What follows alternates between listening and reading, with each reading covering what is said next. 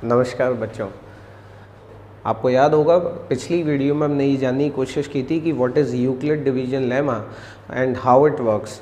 तो आज हम ये जानने की कोशिश करेंगे बच्चों कि इसका यूज़ कैसे होगा और किन क्वेश्चंस में होगा।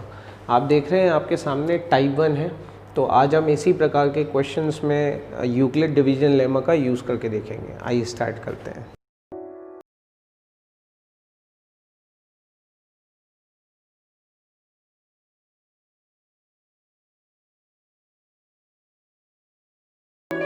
देखिए बच्चों, क्वेश्चन पढ़ते हैं। Use Euclid's division lemma. Euclid division lemma का यूज़ करके शो करिए कि किसी भी पॉजिटिव इंटीजर का स्क्वायर या तो 3m फॉर्म का होगा या फिर 3m+1 फॉर्म का होगा।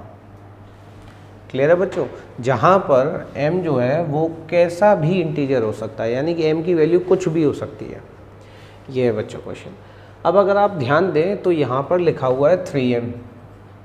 अब इस क्वेश्चन को पहले मैं समझा देता हूँ। वो कह रहा है कि यूक्लिड के डिवीजन लेमा का यूज़ करें और ये शो करके बताएं कि हम अगर कोई भी पॉजिटिव इंटीजर ले लेते हैं और उसका स्क्वायर करते हैं तो उसकी फॉर्म ऐसी होगी या तो ऐसी होगी। इन दो फॉर्म्स के अलावा कोई तीसरी फॉर्म नहीं आ सकती। ये हमें प्रूफ करके दिखाना है, शो करके दिखाना है, तब हमें मार्क्स मिलेंगे। और एक कंडीशन उसने दे रखी है बहुत ही प्यारी, जिस पर बच्चों का ध्यान नहीं जाता, और वो कंडीशन ये है बच्चों की जो m है वो कोई भी ऐरा गैरा इंटीजर हो सकता है। इसकी वैल्यू कुछ भी हो सकती है।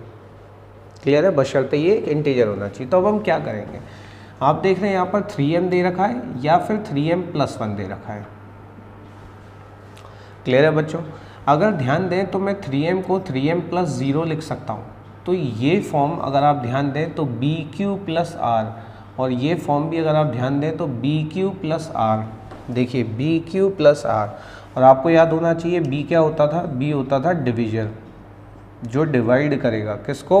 डिविडेंड को, यानी कि अपने से एक बड़े नंबर को, बड़े पॉजिटिव इंटीजर को। Is it clear to you?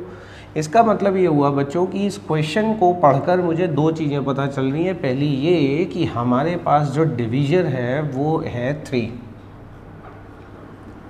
बधाई हो, आपको डिवीजर पता चल गया और वो है 3। कैसे पता चला? मैंने रीज़न बता दिया। क्योंकि अगर आप ध्यान दें तो 3m को मैं 3m+0 लिख सकता हूँ, जो कि ऐसे ही फॉर्म है, और 3m+1 तो ऑब्वियस सी बात है, खुद ही दिख रही है कि ऐसी फॉर्म है। तो 3m+0 3m+1। गुड। तो यहाँ से साफ क्लियर हो रहा है बच्चों कि b की वैल्यू 3 है, यानी कि डिवीजर 3 है। क्लियर? अब हमें क्या करना है बच्चों? मैंने कल आपको बताया था कि यूक्लिड ने ये जो स्टेटमेंट दिया था उसके साथ साथ ये कंडीशन भी बताई थी, और ये कंडीशन बहुत बहुत इंपॉर्टेंट है। जो बच्चे इस कंडीशन को भूल जाते हैं एक्चुअली वो मार्क्स गवा बैठते हैं अपने, तो इसे याद रखना। और ये कंडीशन कहती है कि जो रिमाइंडर है वो हमेशा डिवीजर से छोटा होगा और 0 के बराबर होगा, यानी कि उसकी मिनिमम वैल्यू 0 होगी। वैसे भी रिमाइंडर कभी नेगेटिव नहीं होता। तो अब अगर मैं आपसे ये पूछूँ बच्चों कि मुझे डिवीजर मिल गया है, तो रिमाइंडर की पॉसिबल वैल्यूज़ क्या हो सकती हैं? Possible values of R। तो आप मुझे कहेंगे कि सर पॉसिबल वैल्यूज़ हो सकती हैं 3 से छोटी ही होनी चाहिए, क्योंकि कभी भी रिमाइंडर जो है वो डिवीजर से बड़ा नहीं हो सकता, हमेशा छोटा होगा। Is it clear? तो 3 से छोटी वैल्यू क्या क्या हो सकती हैं? जो इंटीजर हो, पॉजिटिव इंटीजर हो, 2 गुड, और 1 गुड। और मिनिमम वैल्यू क्या होती है किसी भी रिमाइंडर की? 0। नेगेटिव होता है क्या रिमाइंडर? नहीं होता। क्लियर है? आपने बचपन में कई क्वेश्चंस में किया होगा सॉल्व। तो जब रिमाइंडर नेगेटिव आता था बच्चों, तो आप उसे क्या किया करते थे? गलत मान लिया करते थे। जब हायर क्लासेस में हम पढ़ेंगे किसी क्वेश्चन में रिमाइंडर नेगेटिव आता है, अगर कॉम्पिटिशन्स की बात करें, तो उसमें हम क्या करते हैं? उसे पॉजिटिव बनाने की कोशिश करते हैं।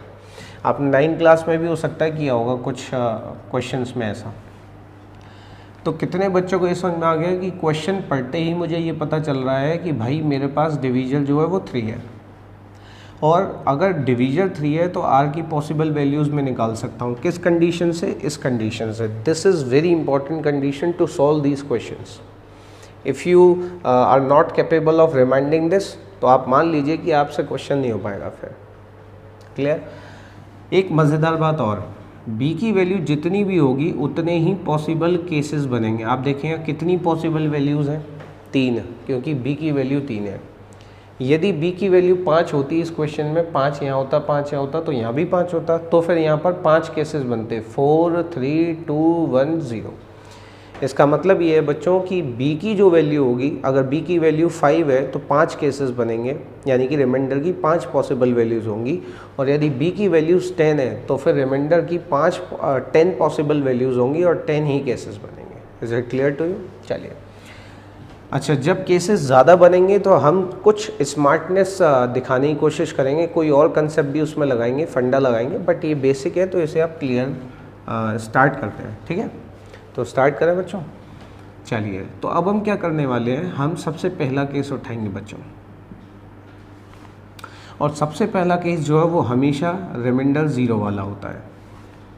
रिमाइंडर 0 जब आप ले लेंगे और आप वो जो नंबर है जिसको आप निकालने वाले हैं, देखो अगर आप ध्यान दें तो यहाँ लिखा हुआ है एनी पॉजिटिव इंटीजर, तो एनी पॉजिटिव इंटीजर तो हमें मिला नहीं, तो मैं इस एनी पॉजिटिव इंटीजर को ए मान लेता हूँ। क्या मान लेता हूँ? ए। क्लियर है बच्चों?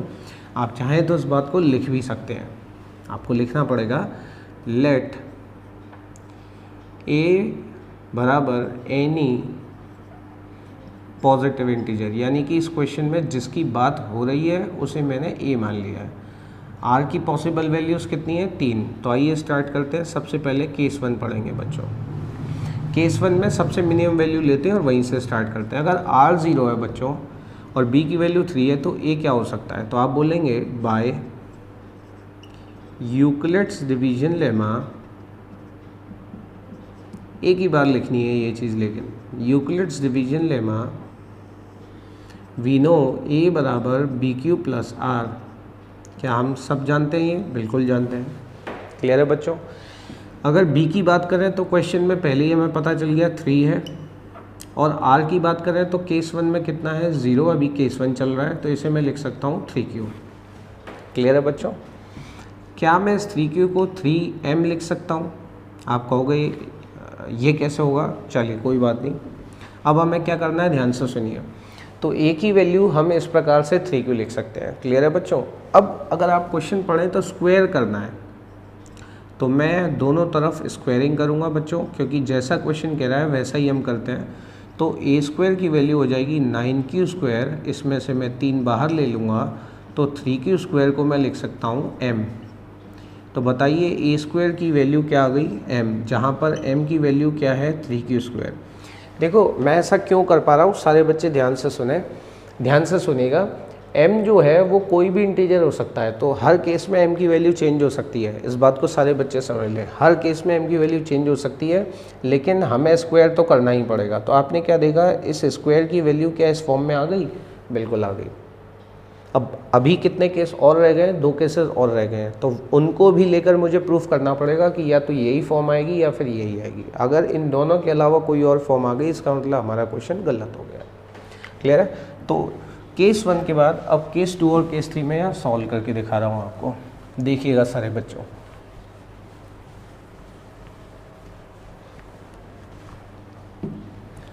केस 2, तो बच्चों केस 2 में जो रिमाइंडर है हमारा वो होगा 1। धीरे धीरे हम r की वैल्यूज़ को बढ़ाते हुए चलते हैं।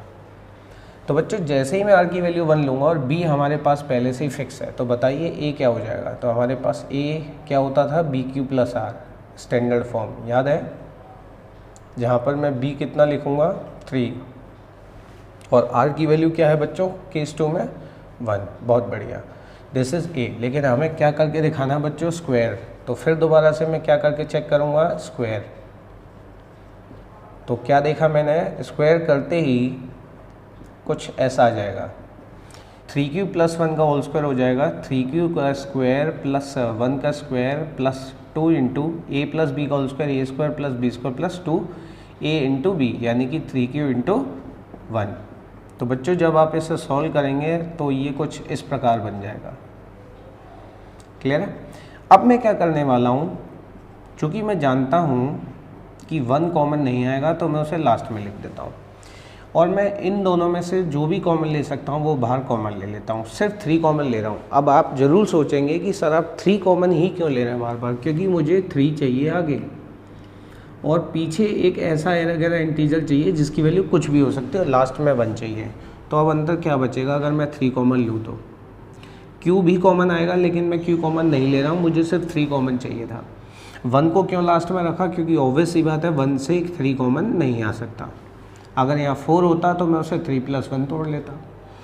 तो बताइए यहाँ कितना बचेगा? यहाँ बचेगा 3Q², और यहाँ कितना बचेगा बच्चों? 2Q। बहुत बढ़िया, गुड।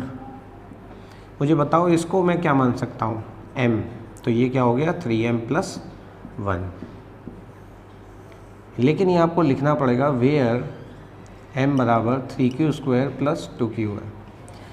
तो हमने क्या देखा कि केस 2 में जब हमने R की वैल्यू 1 रखी और फिर उसका स्क्वायर किया बच्चों, और लास्ट में 1 को ले गए, तो इस बार जो फॉर्म आ रही है वो 3M नहीं आई, जबकि पिछली बार 3M आ रही थी। इस बार क्या आ रही है? 3M + 1। बट क्या हम सेफ़ हैं? बिल्कुल, क्योंकि या तो ये फॉर्म आनी चाहिए या ये, इन दोनों के अलावा कोई तीसरी फॉर्म नहीं आनी चाहिए। अगर आ गई तो इसका मतलब गलत है, लेकिन या तो 3M ही आ रही है, 3M + 1, यानी कि अभी तक हम सही कर रहे हैं। अब जो नेक्स्ट और थर्ड केस है वो भी मैं आपको बता देता हूँ। इसके बाद बच्चों यहाँ कर रहा हूँ केस 3। बच्चों केस 3 में क्या होगा? आप R की वैल्यू को क्या रखने वाले हैं? आप R की वैल्यू को रखेंगे 2, और ये लास्ट केस है। तो बताओ A कितना हो जाएगा? बहुत बढ़िया, इस बार ये हो जाएगा 3Q + 2। तो इसका स्क्वायर करने पे कितना आएगा बच्चों? स्क्वायर करने पे आएगा 3Q + 2 का होल स्क्वायर। तो 9Q² + 4 + 12Q हो जाएगा। क्लियर है? 2A भी करते हैं हम। अगर आप चाहें तो मैं इसे बिल्कुल उसी तरीके से लिख के दिखा सकता हूँ। क्लियर है बच्चों? अब मैंने अभी बताया था कि जो जो आप कॉमन ले सकते हो उसे आप कॉमन लीजिएगा, क्योंकि हमें तो क्या चाहिए? 3 चाहिए। ये हो गया 12Q, और 4 को मैं लिख सकता हूँ 3 + 1। मैंने ऐसा क्यों किया? क्योंकि मैं 4 में से 3 कॉमन तभी ले सकता हूँ जब मैं उसे 3 + 1 करूँ। मुझे बताओ इन तीनों में से क्या कॉमन आ रहा है बच्चों? 3। सर आप बार बार 3 ही कॉमन क्यों ले रहे हैं? क्योंकि मुझे 3 की ही फॉर्म चाहिए। 3 के बाद कुछ भी आ सकता है, लेकिन 3 ज़रूर होना चाहिए। तो मैं 3 कॉमन ले रहा हूँ, बाकी सब जो भी बचता है ना, हमेशा हम उसे M मान लेंगे। ये इस छोटी सी हिंट की मज़ेदार बात है, उसने बोल दिया M कुछ भी हो सकता है। इसका मतलब हर अलग केस में M की वैल्यू अलग होगी। आप देख रहे हैं यहाँ M की वैल्यू कुछ और थी, पिछले में कुछ और थी, इसमें कुछ और आएगी। तो ये हो जाएगा बच्चों 3Q² + 4Q + 1। इस पूरे को मैं क्या मान सकता हूँ? M। तो 3M + 1। बस आपको लिखना पड़ेगा ब्रैकेट में, क्योंकि मार्क्स तभी मिलेंगे आपको। तो आपको लिखना पड़ेगा कि वेयर M = दिस। क्लियर है? तो आपने तीनों केस सॉल्व कर लिया, और तीनों केस सॉल्व करने के बाद आपने क्या देखा कि फॉर्म जो है वो स्क्वायर करने के बाद या तो इस फॉर्म की आई या फिर इस फॉर्म की आ रही है, तीसरी कोई और फॉर्म नहीं आई। तो इसको करने के बाद आप क्या बोल देंगे? आप बोल देंगे हैंस, और क्वेश्चन का स्टेटमेंट रिपीट कर देंगे, hence the square of any positive integer is of form 3M और 3M + 1। क्लियर है बच्चों? ये है। तो इस प्रकार से हम यूक्लिड डिवीजन लेमा का यूज़ करते हैं। अब सोच कर देखिए, हमने इसमें यूक्लिड डिवीजन लेमा का यूज़ कितनी बार किया है? हमने इसमें 3 बार यूज़ किया बच्चों, क्योंकि 3 केस बन रहे हैं। तो ध्यान दीजिएगा, और ये पहचानने के लिए भी किया हमने यूक्लिड डिवीजन लेमा का यूज़ कि B क्या है। तो जब आप क्वेश्चन पढ़ेंगे तो आपको B पता चल जाएगा। B is what? Divisor. Divisor से हमेशा कम होती है रिमाइंडर की वैल्यूज़, तो उससे छोटी इंटीजर वैल्यूज़ लीजिए और 0 तक जाइए। तो अगर मान के चलो ये 5 होता तो हम क्या करते? 4 3 2 1 0। क्लियर है? 0 तक जाना है। और एक मैंने ट्रिक आपको बता दी कि B की वैल्यू जो होगी उतने ही केसेस बनेंगे, उतने ही पॉसिबल केस बनेंगे। क्लियर है? अब आपको क्या करना है? इन तीनों केसेस को लेके एक एक करके सॉल्व करना है। जैसे मैंने केस 1 करके दिखाया, फिर केस 2 करके दिखाया, आप स्टैंडर्ड फॉर्म में ले आए, फिर स्क्वायर करें। स्क्वायर करने के बाद या तो ये फॉर्म आनी चाहिए या ये आनी चाहिए।